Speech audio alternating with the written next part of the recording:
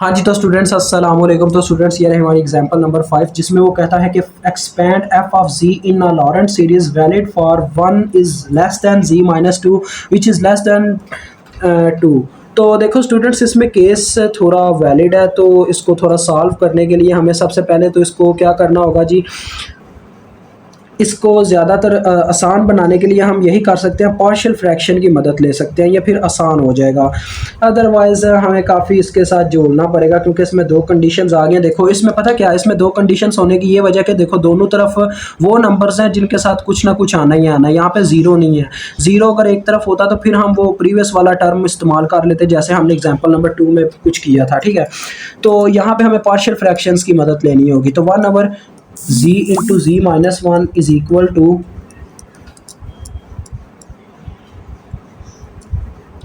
ये हमारे पास आपको पता लेट कर लेते होते हैं, a ओवर z आ जाएगा और दूसरी तरफ आ जाएगा b over z minus one. ठीक है जी, तो लिहाजा फिर हमारे पास क्या बनेगा, हम इसके एलसीएम से मल्टीप्लाई देंगे तो हमारे पास इधर सिर्फ 1 रह जाएगा, इधर रह जाएगा a into z minus one और प्लस बी जी। जिन बच्चों को इसके बारे में नहीं पता वो मुझसे वैसे ही पूछ लीजिएगा, क्योंकि यार इतना टाइम नहीं है कि अब हम यहाँ पे आपको 1 बाय 1 पार्शियल फ्रैक्शन भी अलग से समझाने बैठ जाएं। तो देखो पार्शियल फ्रैक्शन वैसे हर बच्चे को अब तकरीबन आती ही होगी। देखो 1 इंटू ए जी बनेगा और प्लस बी जी, तो दोनों में से मैं जी कॉमन लेके इसको लिख सकता हूँ a प्लस बी होल के साथ जी। ठीक है जी, उसके बाद देखो हमारे पास एक आ जाएगा कांस्टेंट माइनस ए की फॉर्म में। अब मैं कंपेयर करूँगा कोफिशिएंट ऑफ जी के, तो जी के कोफिशिएंट अगर कंपेयर करूँ तो मेरे पास आ जाएगा, देखो a प्लस बी, इधर a प्लस बी है, उधर जी के साथ कोई नंबर नहीं है, लिहाजा जीरो आ जाएगा। ये इक्वेशन 1 आ गई। उसके बाद देखो जब मैं कंपेयर द कांस्टेंट टर्म्स करूंगा तो इधर है माइनस ए और उस तरफ है 1 कांस्टेंट, तो ये a की वैल्यू मुझे दे देगा a इज इक्वल टू -1। अगर मैं इसमें वैल्यू पुट करूं तो देखो स्टूडेंट्स -1 उधर जाके +1 हो जाएगा और b की वैल्यू हमारे पास 1 आ जाएगी।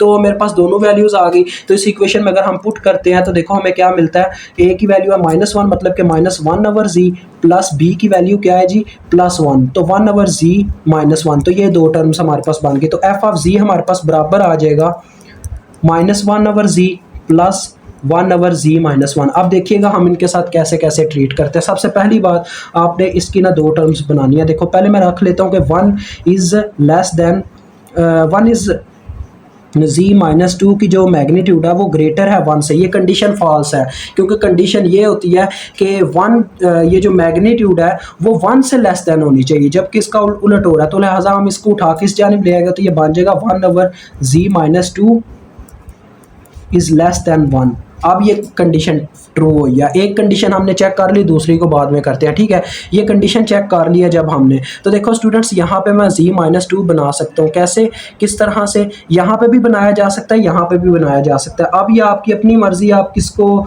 चूज़ करना बेटर समझते हो। तो वैसे ये भी वैसे आसान ही है। अब देखा जाए तो पंगा किस तरफ लेना चाहिए, जहन में ये भी क्वेश्चन आता है, पंगा कहाँ लिया जाए।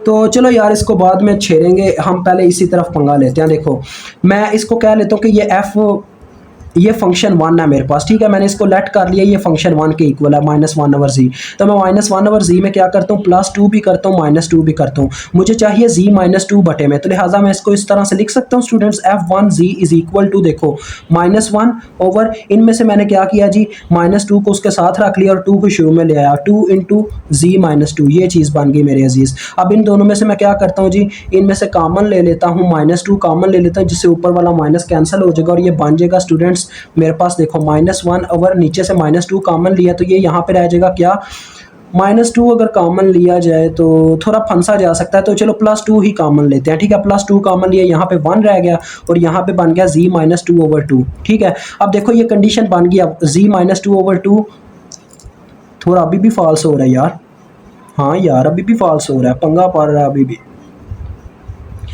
तो ये तो शायद स्टूडेंट्स हमारे पास दूसरी तरफ ही इशारा कर रहा है कि ये कंडीशन ना दूसरी के लिए इस्तेमाल होगी। कैसे, देखो ये पता क्या है, ये जो f1 जी है ना, ये हमारे पास इस तरह से काम नहीं आ रहा, हम इसको दूसरे के लिए काम में ला सकते हैं। देखो जो हमारे पास सेकंड कंडीशन थी कि z-2 की मैग्नीट्यूड जो थी वो लेस दैन थी 2 से, अगर मैं इस 2 को इसके बटे में ले आऊँ तो ये कंडीशन बन जाती है ना, z-2 की मैग्नीट्यूड ओवर 2 जो कि लेस दैन है 1 के, और यही कंडीशन हमारे पास बननी चाहिए। इस कंडीशन के लिए मैं इसको इस्तेमाल कर सकता हूँ जो भी इक्वेशन हम बना चुके हैं। तो लिहाजा चलो ये हम इसके लिए इस्तेमाल कर लेते हैं। तो f1 z is equal to, देखो -1 ओवर 2 अलग है اور ساتھ میں 1/1 प्लस z-2/2 और यही चीज़ हमें बनानी थी z-2/2। और आप ये चीज़ जानते हो स्टूडेंट्स कि 1/1 प्लस z बराबर होता है हमारे पास 1 minus z plus z square minus z cube, ये उसका एक्सपेंशन होता है। फिर भी मैं आपके लिए एक दफ़ा फार्मूला लिख रहा हूँ कि 1/1 प्लस z बराबर होता है हमारे पास 1 माइनस जी प्लस जी स्क्वायर माइनस जी क्यूब, यानी कि जो आड वाली पावर्स होती हैं उनके साथ माइनस आता जाता है। और इसमें कंडीशन होती है कि जी की मैग्नीट्यूड जो है वो लेस दैन 1 होनी चाहिए। और ये ऐसा ही है कि इसमें जो जी है हमारे पास z-2/2 के बराबर है जिसकी मैग्नीट्यूड लेस दैन 1 है। तो लिहाजा इसको मैं एक्सपेंड कर सकता हूँ, इसको मैं लिख लूँगा -1/2 इंटू, अब यहाँ पे जहाँ जहाँ जी है वहाँ पे पुट करते जाओ z-2/2, तो ये आता जाएगा देखो 1 माइनस z-2/2, फिर आ जाएगा प्लस z-2 होल का स्क्वायर बटे में आ जाएगा 2 का स्क्वायर जो कि 4 होता है, ये मैंने ऊपर ही 4 लिख दिया, बटे में 4 आ जाएगा। ठीक है जी, अब फिर से माइनस आएगा और z-2 की पावर क्यूब और बटे में 2 का क्यूब, 2 का क्यूब कितना होता है 8 प्लस सो ऑन। ये आपका आंसर आ गया फंक्शन 1 का। ठीक है जी, अब फंक्शन 2 हमारे पास क्या था 1/z-1 वाला, तो इस फंक्शन की वैल्यू आपने निकालनी है। अब f2z आप इसको लेट कर लो, f2z 1/z-1 के बराबर है जी हमारे पास। ये हम कंडीशन क्या बनाना चाहते हैं स्टूडेंट्स, इसमें कंडीशन कौन सी हमने इस्तेमाल कर ली है, ये वाली कंडीशन इस्तेमाल हो गई है, ये वाली कंडीशन हमारी रहती है अभी, ये 1/z-2 इज़ लेस दैन 1, ये हम प्रूफ नहीं कर पाए, तो इसको हमने यहाँ पे प्रूफ करना।